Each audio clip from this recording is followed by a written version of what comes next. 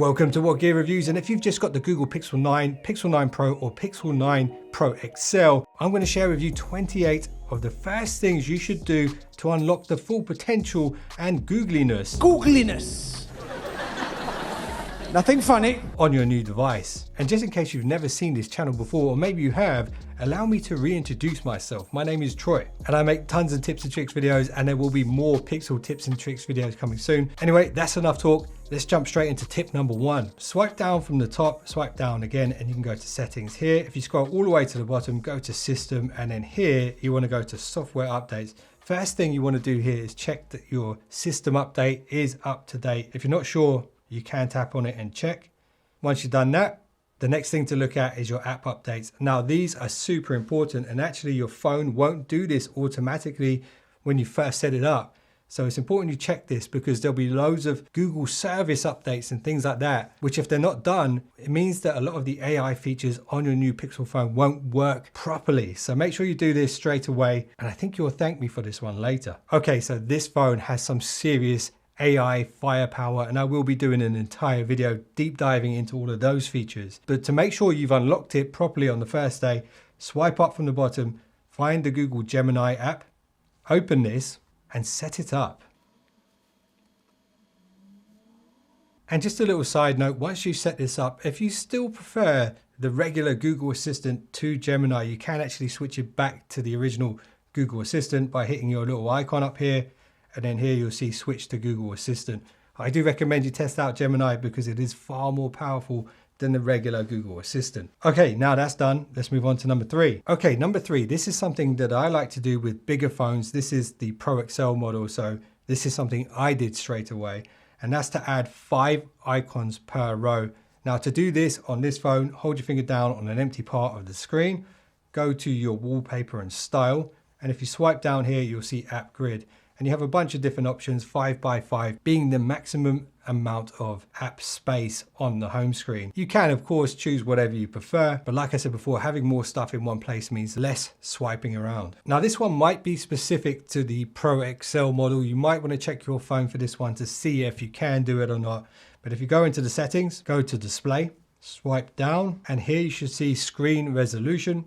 And this phone is actually not showing its display at its best by default. It's actually 1008 by 2244 resolution, when actually it can be way more pixel dense. However, when you do change this, this means that it's going to use a bit more power to drive those pixels. But you got a new phone, and if you want the screen to be performing at its best, you should definitely do this one. Okay, now let's talk about wallpapers. So to change the wallpaper, just like before, if you hold your finger down on an empty part of the screen, go to wallpaper and style.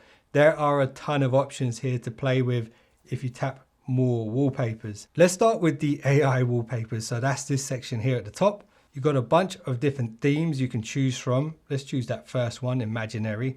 And then it will bring up a text prompt for the AI to create something unique for you. So these underlined words here can be changed to anything you want. So let's see what we got. There are presets, so you can't just type in anything, but let's say UFO, amethyst, blue and indigo, and let's create that. So here we go, we've got some generative AI creations here, which are entirely unique to this phone right now, unless someone's chosen the exact same keywords. And even then, it's probably still not going to be exactly the same. Now, if you want to, you can use the drop-down menu here and change things up, and again, choose different words to create an AI generated background. And you can really create some cool stuff here. And now let me show you another little new wallpaper trick for the Pixel phones. Once again, if you hold your finger down on an empty space on the screen, go to wallpaper and style, go to more wallpapers, and then here, go to emoji workshop. I really like this feature. It's fun to play around with. So right now we've got these emojis here, and you'll notice they're just generic ones that the phone has put there for you. You can actually go to edit emoji here and delete these by hitting clear all, and then choose your favorite emojis. And there is a lot to choose from. And as you see, it's kind of creating this monogram pattern in the background. Now we can take it up another level by going to patterns. We can actually change the style in which these emojis appear on the background. And there's quite a few styles here. And you can also change the size of the emojis. And if you want to, you can go in and change the color of the background. And it is an animated emoji background as well, which makes it extra cool in my opinion. I really like this. Once you're happy with it, you can just hit set wallpaper here and you can choose to set both. And there we go. We've got this animated emoji background that kind of moves around with these nice effects. And again, this is a great way to create something truly unique for you. And something I really love about this particular method of setting up a wallpaper is actually it kind of reacts to when you touch the screen, and it's really quite a cool effect. I haven't seen this on any other wallpapers. I do like this. Okay, so here's a wallpaper trick for those of you that prefer to have your own photographs or images as your background. Hold your finger down on an empty space, go to wallpaper and style. Here, go to more wallpapers again, and then tap on the My Photos section and choose your wallpaper. I'm going to go with this R2-D2 one. Now, before you go ahead and set the wallpaper, you might want to check out this.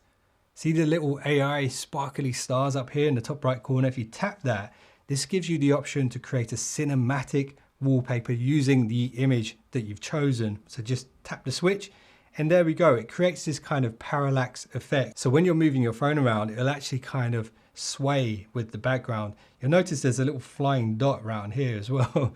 So the effect will be more noticeable if you're using a more busy type of wallpaper. Let's try this one with the Stormtrooper real quick. Here we go. AI stars, cinematic wallpaper, and you'll notice the background is kind of moving, and as you're moving the phone around, the background will sway in line with the orientation of your phone, which is really cool. Now here's a little bonus tip when it comes to theming your phone.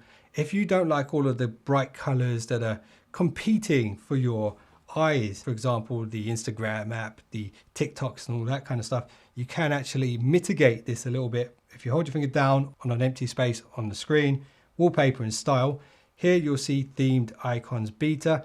If you enable this, most apps will support this. It'll actually theme the app icons in line with your color scheme according to your background on your phone, or you can of course change the theme here just by tapping these different colors, and there's a bunch of different ones you can choose from here and also other colors here. Okay, now let's do a bit more customization, this time on the lock screen. If you hold your finger down on an empty space again, wallpaper and style. This time we're going to go to lock screen here, and you'll notice we have a clock here and we can actually swipe across to choose a different style of clock. Once you've got a clock style that you like, you can then customize it a bit more by hitting the clock color and size. You can change the color of that clock to whatever you like, and you can also go to the size section here and make it a small clock at the top as opposed to that big clock that was in the middle. The dynamic clock will actually change its location based on the background that you're using, so you might prefer that, but if you want to just keep it simple, I think this looks pretty cool. I'm going to change it to blue to match the background, and you can also change the brightness of the clock as well, just here. Now here is a usability tweak that I do recommend you do on day one. Hold your finger down, go to wallpaper and style again, go to the lock screen, swipe down, and you're going to see this shortcut section here. So by default, this phone actually has the lock screen shortcut as the Google Home app. Now, if you don't have any Google Home devices at all, this shortcut is completely wasted. So you might want to change this to something else. For example, maybe the wallet or maybe the flashlight. I'm going to go with the flashlight because there's a really cool way to activate the wallet, which is kind of hidden away. I'm going to show you that in a moment. And then on the right shortcut, you might want to come back here because once I show you that wallet trick, you might not need it here anymore. So something else could be useful here. For example, the camera or the QR scanner, whatever you prefer really. All right, moving on. Let's go into the settings this time, display. And you'll notice I have the dark theme set up. That's why the entire background is black. And the reason that I use this particular mode is because it saves power, and also I'm used to it now as well. But even if you do prefer the bright background with the white screen everywhere, it might be a good idea to schedule the dark mode for a custom time or use it from sunrise to sunset. That way you do get the sort of benefit of the power saving, but also it's not going to blind you so much if you open your phone in the middle of the night. So take a look at these. I do recommend you test out the dark theme because if you do like it, you're going to get a bit of extra juice out of your phone. All right, so this next one might be network specific. So you may or may not have this, but if you do have it, I do recommend you turn it on. So go into your settings, go to network and internet, go to SIMs. Choose your SIM, scroll down until you see this Wi-Fi calling. This will be switched off by default, even if your network provider allows you to use it. And I do recommend you switch this on, particularly if you live in a low signal area, because what this will allow your phone to do is use your Wi-Fi connection instead of the network connection to make calls from your phone number. And it will intelligently switch depending on whatever signals the strongest. So if you have it, definitely use it. All right, this is a little security tip and it's actually a real benefit for Pixel users.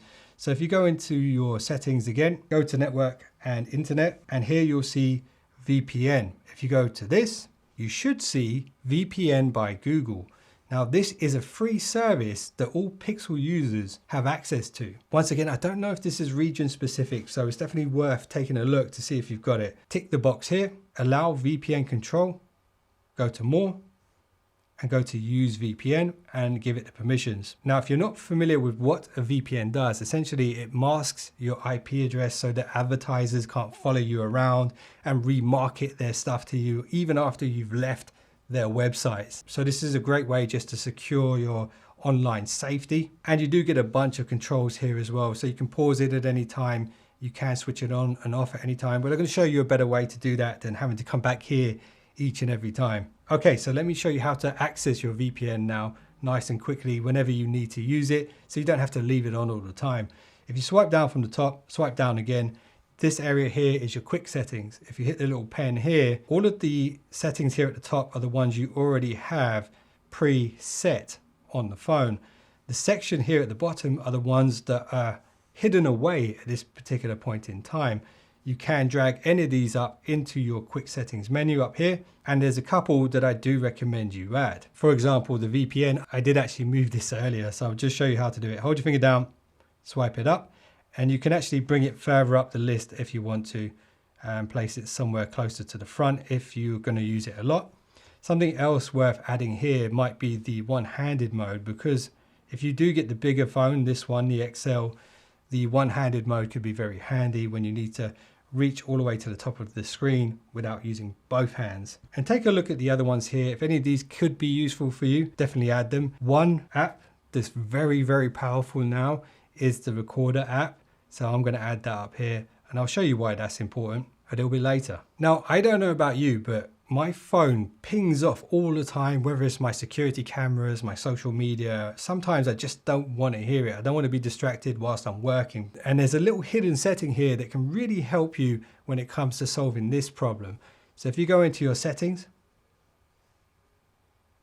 go to notifications and scroll to the bottom until you see allow notification snoozing, and enable this. So now when you're getting tons of notifications and they're really bothering you, you will have this little icon here, which is a clock with a Z in it. If you tap that, you can actually snooze notifications from that specific app for an hour. And if you use the drop down, you can choose 15 minutes, 30 minutes, or 2 hours. This is super handy. Okay, so this next one is in the same settings page. Just go back one step to the notifications window here. Now, I just want to show you something because this is incredibly useful. If you do get some important notifications or one-time passwords and you swipe them away by accident, this little section here, the notification history, is incredibly useful if you turn it on. So this will keep a record of all your notifications pretty much the entire time you're using your phone. So if you ever swipe some important notifications away, you will find a log of all of them here. However, if you are getting notifications that you don't want someone else to see, then you might not want to do this. So use this one wisely. Now, one of the really cool features on Google Pixel phones is this section up here. So this is the at a glance widget, and it can jump straight into your calendar. It will update you with your flight information, your calendar events, and all this kind of stuff. And also, if you do this, it can actually show you what music is playing around you at any given time. Check this out. Go into your settings, go to sound and vibration, and here you'll see now playing. This will be switched off by default, so switch it on. And you'll notice it's downloading the song database. And this kind of acts like an automatic Shazam that's always listening for music. And then here you'll also see you have the option to add the search button to the lock screen, which is really cool because you can tap on that and instantly jump into your music streaming app to that particular song and add it to your playlist if you like it. Okay, this next one is something that I personally like a lot because I'm the type of person who relies mainly on the vibration instead of actual ringtones. And if you're the same, you're going to love this. But even if you do prefer to have the ringtones, I think you're also going to like this. Check this out. Go into your settings, go to sound and vibration, go to vibrations and haptics. And at the top of this page, you will see this option, vibrate first, then ring gradually. So this is fantastic. If you don't like being startled by your phone, it will vibrate in your pocket and then the volume will slowly increase until you hear it. Chances are most of the time you're going to feel the vibration first anyway, but this is a great setting. I wish more phones had this. Now, staying on the same page, just below this is another very useful setting. You know when you have your phone on the desk and someone rings you, you might be like, because the vibration motors in phones are often pretty powerful when they're on a wood surface and it can make a horrible noise. So if you want to stop that from happening, enable this, adaptive alert vibration. So the phone will actually know when it's in a static position on a desk, for example, and it will actually reduce the amount of vibration so it's not going to startle you quite so much. All right, so this phone has some incredible AI and I am going to make an entire video about that. But here's a little setting that's going to help you use it more quickly as and when you need to. Go into your settings, go to display, and this one's pretty well hidden. Here you want to go to navigation mode, and then this one is only available to you if you use gesture navigation. So if you're coming over from an iPhone, then you're definitely going to be using this. If you're an old school Android user, you might be using the buttons. And if you are one of those people, I do suggest you try out gestures because I think they're a bit better. And also you can use this tip. So go to the settings here, and at the top of this page, you'll see this swipe to invoke assistant. So what this allows you to do is actually swipe from the bottom corner inwards, either side, and that will wake the Google Gemini.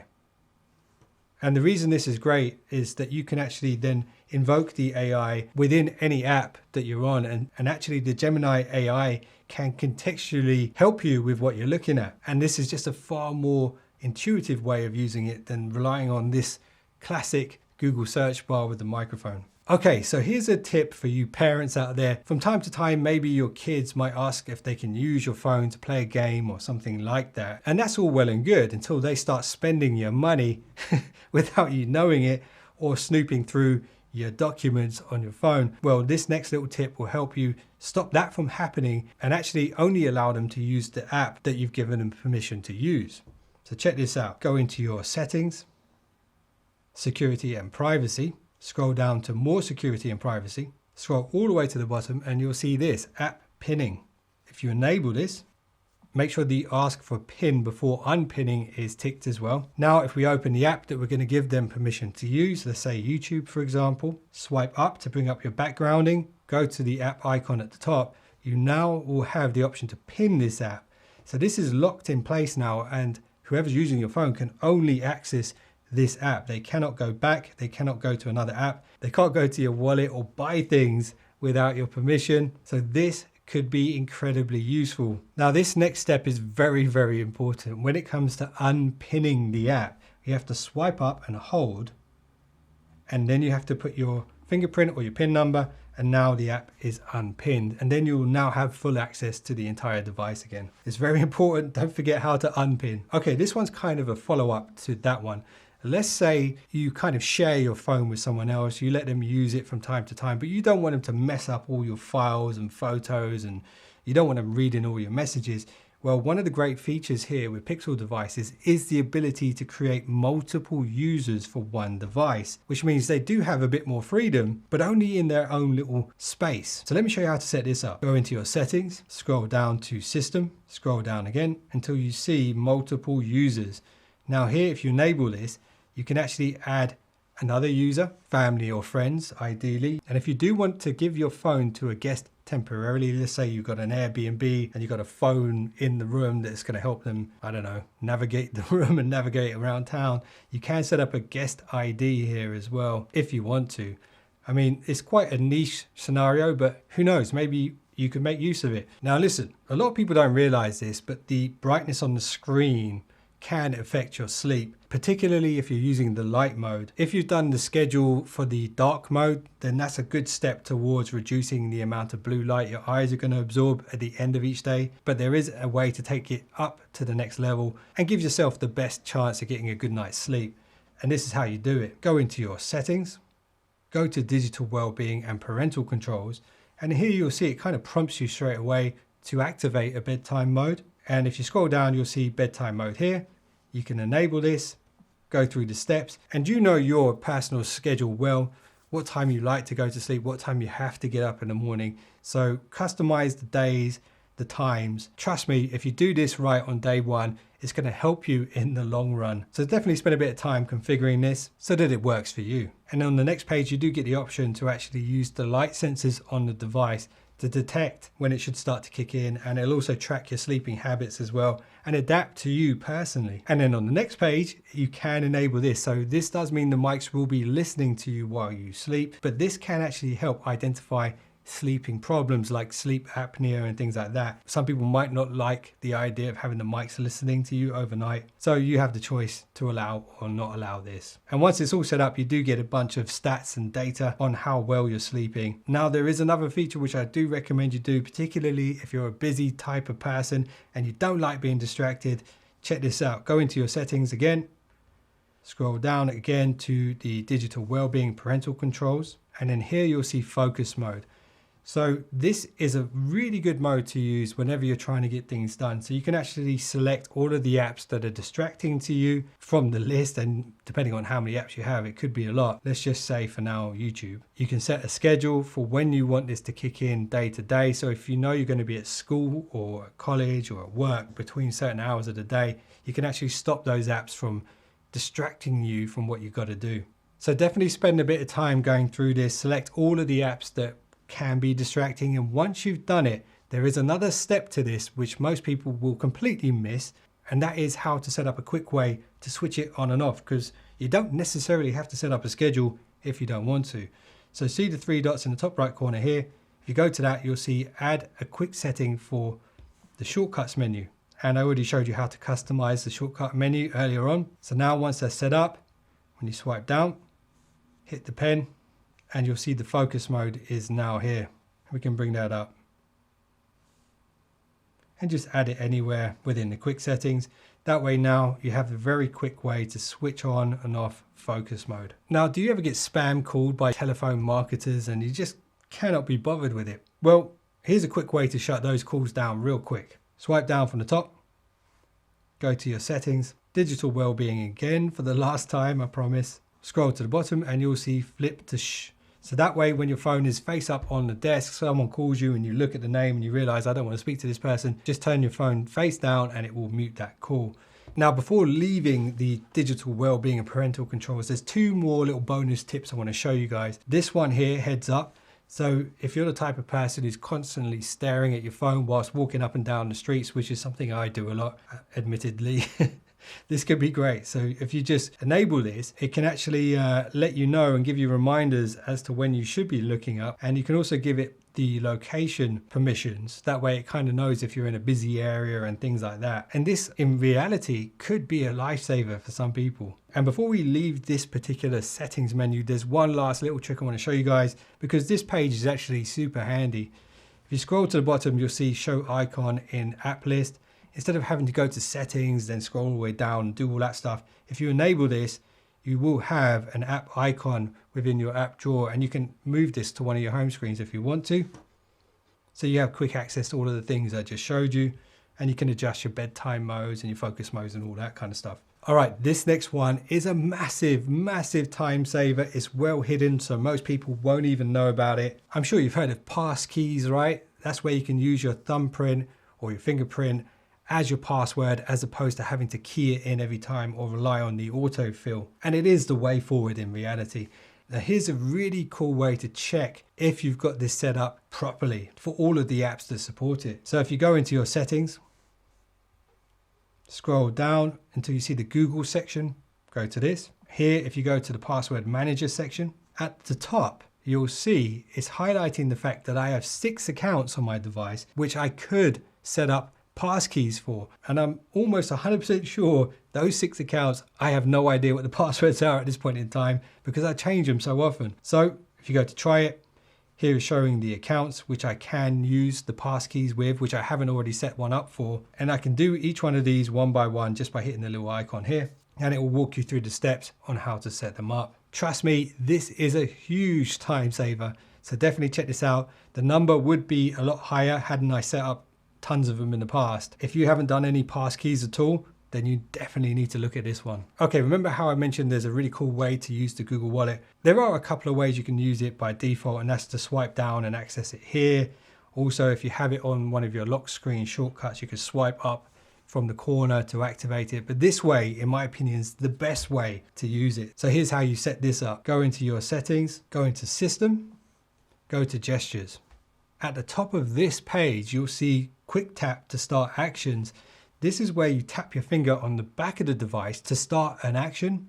So if you enable this, you can have it as screenshot, assistant, various different things. But what I like to do is set it up as the wallet. So if you go to open an app, go to the settings here, scroll down to the wallet, and you can even go into the settings on the wallet and choose what card you want it to jump straight into. So I'm going to set it as my usual card. Now, if you do find that this is triggering by accident in your pocket or anything like that, you might want to come back to this page and enable stronger taps. And actually, I'm going to do that straight away. That way it's much more intentional when I want to do it. So you tap twice on the back of the phone quite firmly, and then the Google Wallet will open. Let's do a little test. There we go. Okay, here's another little usability tweak. If you go into your settings again, go all the way down to System again, go to Gestures. On this page, you'll see this. Press and hold power button, and you'll see it's mapped to the digital assistant by default. Now, maybe I'm a bit old school, but I like the power button to actually be a power button. And if you're like me, then you might want to change this. So just tap on that. And then here you have the option to set it as the power menu. Now that that's done, when you hold the power key here, you do have some extra options. So you have the lock down option. So that kind of locks everything down on the phone. You've got the power off, the restart, and you've got your emergency contact stuff.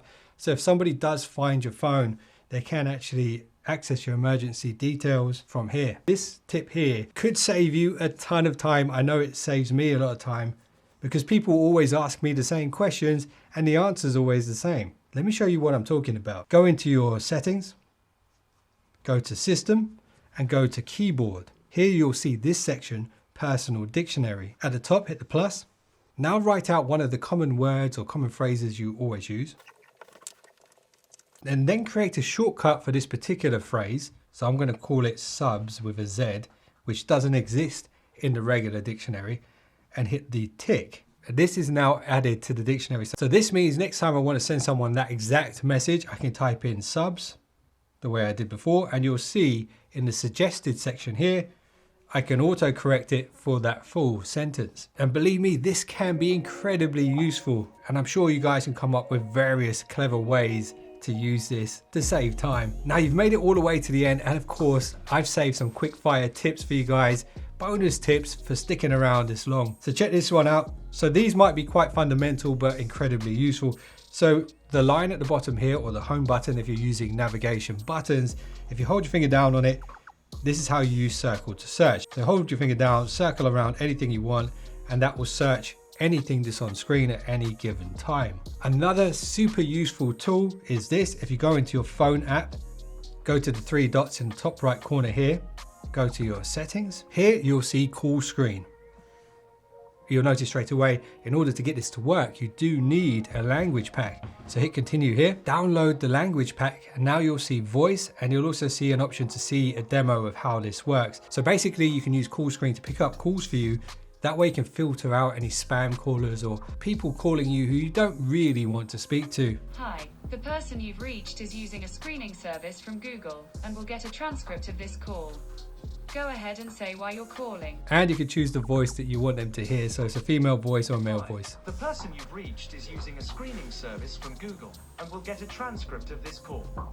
Go ahead and say why you're calling. So this can be incredibly useful for all of those times when someone phones you and you don't recognize the phone number. Here's another bonus tip that can help you find your device if you misplace it one day. So if you swipe up from the bottom, you will see this, the Find Device app. I strongly recommend you set this up, link it to your Google ID.